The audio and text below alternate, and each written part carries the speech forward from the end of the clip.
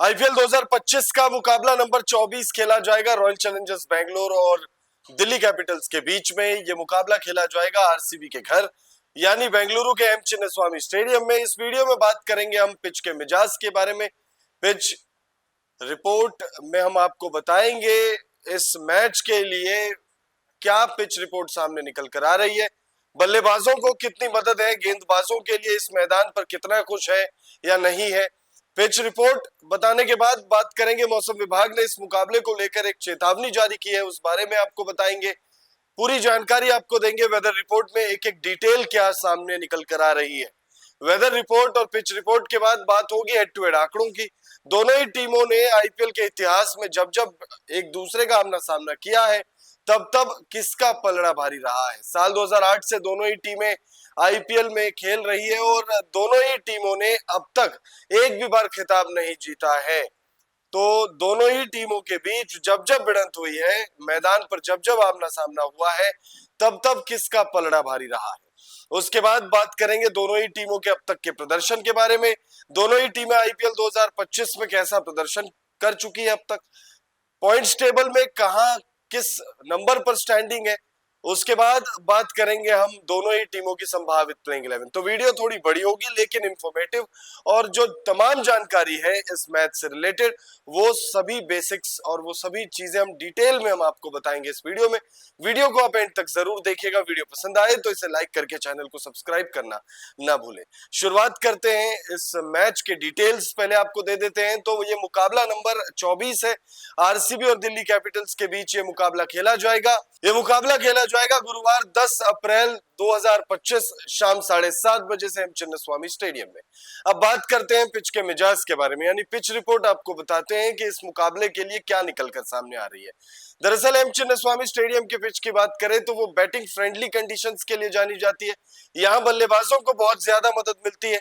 जैसे कि हम लगातार पिच रिपोर्ट कर रहे हैं और हम आपको लगातार एक बात बताते हैं कि जो भारत के बैटिंग फ्रेंडली पिचेस जब जब एक लिस्ट बनेगी तो उसमें एम चिन्नास्वामी स्टेडियम का भी नाम लिखा जाएगा, क्योंकि यहाँ पर बल्लेबाजों को बहुत ज्यादा मदद मिलती है।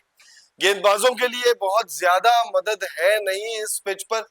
हालांकि अगर गेंदबाज अपने लाइन लेंथ से न भटके और अनुशासन से गेंदबाजी करे तो जरूर पिटाई से बच सकता है।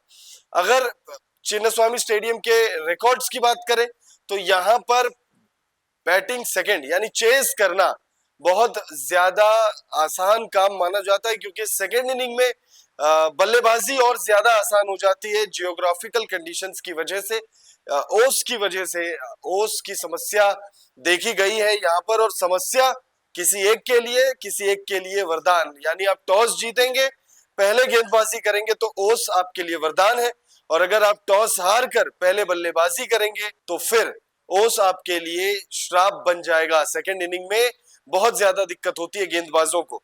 अब ग्राफिक्स के माध्यम से देख लेते हैं पिच का मिजाज कैसा रहने वाला है। एम चिन्नास्वामी स्टेडियम की पिच बल्लेबाजों के लिए अनुकूल मानी जाती है। इसकी सपाट सतह और छोटी बाउंड्री के कारण बल्लेबाजों को बड़े शॉट खेलने में आसानी होती है।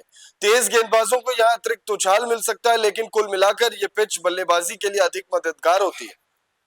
तेज गेंदबाजों को नई गेंद से स्विंग और उछाल मिल सकता है, लेकिन जैसे जैसे गेंद पुरानी होती है बल्लेबाजों का दबदबा बढ़ता है। स्पिन गेंदबाजों के लिए बीच के ओवरों में नियंत्रण बनाए रखना महत्वपूर्ण होगा। हालांकि छोटी बाउंड्री के कारण उन्हें भी चुनौतियों का सामना करना पड़ सकता है। इस मैदान पर आईपीएल मैचों में पहली पारी का औसत स्कोर लगभग 166 रन है। रॉयल चैलेंजर्स बेंगलोर ने 2013 में पुणे वॉरियर्स इंडिया के खिलाफ 263 रन 5 विकेट के नुकसान पर बनाया था, जो इस मैदान का सबसे बड़ा टोटल है। रॉयल चैलेंजर्स बेंगलोर ने 2008 में कोलकाता नाइट राइडर्स के खिलाफ 82 रन पर बनाने का एक शर्मनाक रिकॉर्ड भी बनाया, जो इस मैदान का सबसे छोटा स्कोर है। इस मैदान पर टॉस जीतने वाली टीम अक्सर पहले गेंदबाजी करना पसंद करती है, क्योंकि दूसरी पारी में ओस के कारण बल्लेबाजी आसान हो जाती है। आंकड़ों के अनुसार इस मैदान पर चेस करने वाली टीमों की सफलता दर अधिक रही है। तो पिच रिपोर्ट में ये बात साफ कही जा रही है कि बल्लेबाजों का दबदबा साफ रहता है, और मैदान पर आप देखेंगे कि एक हाई स्कोरिंग मैच हमें देखने को मिला। और इसके पीछे एक और वजह है, उस वजह के बारे में हम आपको बताएंगे कि क्यों एक हाई स्कोरिंग मैच हमें देखने को मिल सकता है।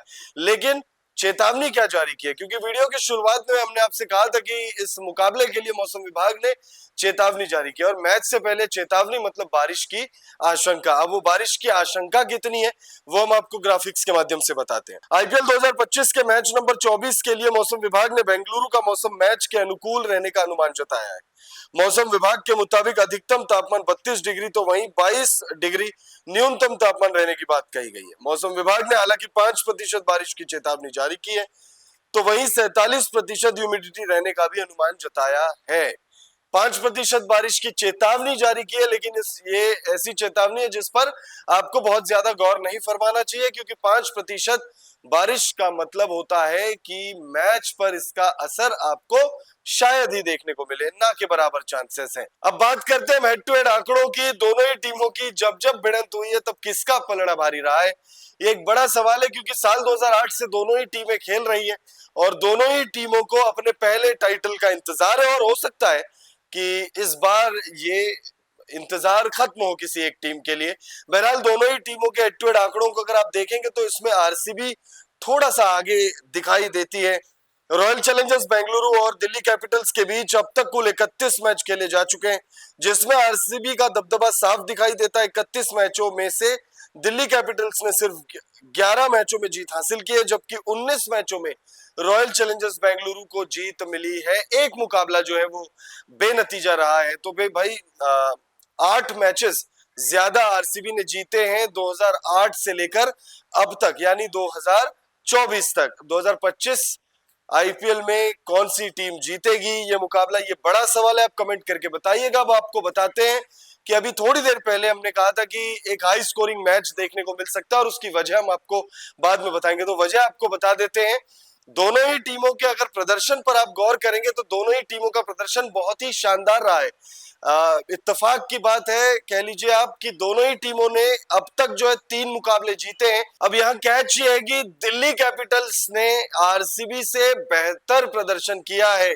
अब आप कहेंगे कि भाई दिल्ली कैपिटल्स और आरसीबी दोनों ने ही 3 मुकाबले जीते हैं, तो आरसीबी का प्रदर्शन दिल्ली से खराब कैसे या दिल्ली का आरसीबी से बेहतर कैसे? तो दरअसल दिल्ली कैपिटल्स अब तक अनबीटेन टीम रही है आईपीएल 2025 में।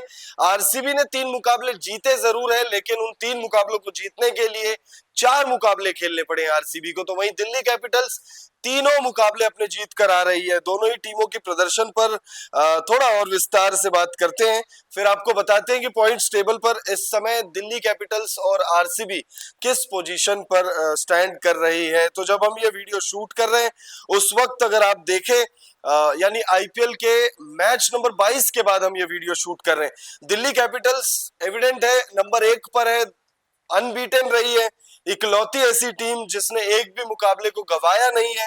3 मुकाबले खेले, तीनों जीते हैं, 6 पॉइंट्स हैं, प्लस 1.257 की नेट रन रेट है।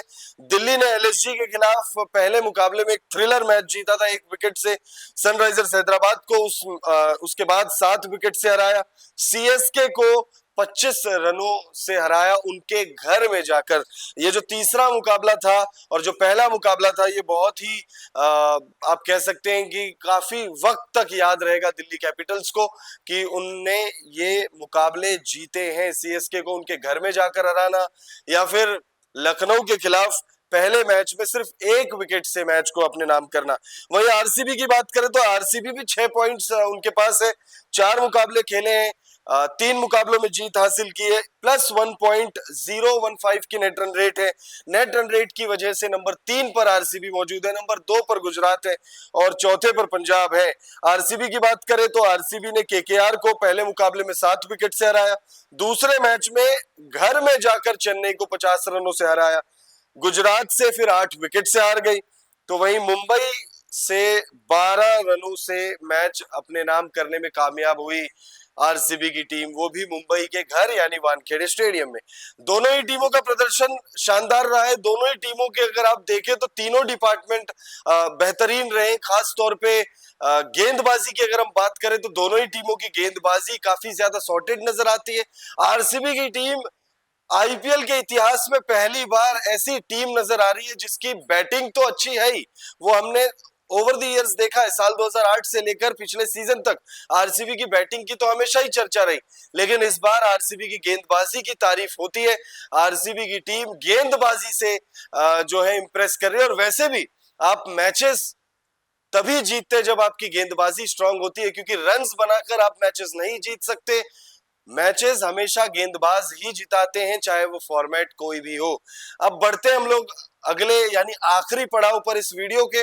दोनों ही टीमों की पॉसिबल प्लेइंग 11 आपको बताते हैं। वैसे दोनों ही टीमें जो अपने पिछले मुकाबले में जिस प्लेइंग 11 के साथ उतरी थी उसी प्लेइंग 11 के साथ दिखेगी, कोई बदलाव नहीं होने वाला है। अगर ट्रेनिंग सेशन या प्रैक्टिस सेशन के दौरान कोई चोटिल हो जाए या निगल हो जाए या मैच फिट ना कंसीडर हो कोई खिलाड़ी, तो ही उसी सूरत में कोई खिलाड़ी बाहर हो सकता है, वरना विनिंग कॉम्बिनेशन के साथ दोनों ही टीमें छेड़छाड़ नहीं करने वाली है। सबसे पहले बात करेंगे हम दिल्ली कैपिटल्स की संभावित प्लेइंग 11 किस प्रकार होगी। तो उसमें जेक फ्रेजर मैकगर्क और केएल राहुल आपको दिखेंगे। Abhishek Porel number 3, Tristan Stubbs, Sameer Rizvi, Axar Patel कप्तान, आशुतोष शर्मा, विपराज निगम, मिचेल स्टार्क, कुलदीप यादव और मोहित शर्मा। वहीं अगर आरसीबी की पॉसिबल प्लेइंग 11 पर नजर डालें तो उसमें फिलिप सॉल्ट दिखेंगे और विराट कोहली की जोड़ी ओपन करते हुए। उसके बाद देवदत्त पाडिक्कल, रजत पाटीदार कप्तान, Liam Livingstone, Jitesh Sharma, Tim David, Krunal Pandya, Bhuvneshwar Kumar, Josh Hazlewood और यश दयाल। फिलहाल इस वीडियो में इतना ही। आरसीबी और दिल्ली कैपिटल्स के बीच आईपीएल 2025 का 24वां मुकाबला एम चिन्नास्वामी स्टेडियम में 10 अप्रैल 2025 गुरुवार शाम 7:30 बजे से खेला जाएगा। इस मुकाबले में आप किस टीम को सपोर्ट कर रहे हैं ये बताइएगा, और आपके हिसाब से कौन सी टीम जीत रही है वो भी कमेंट करके जरूर बताइए।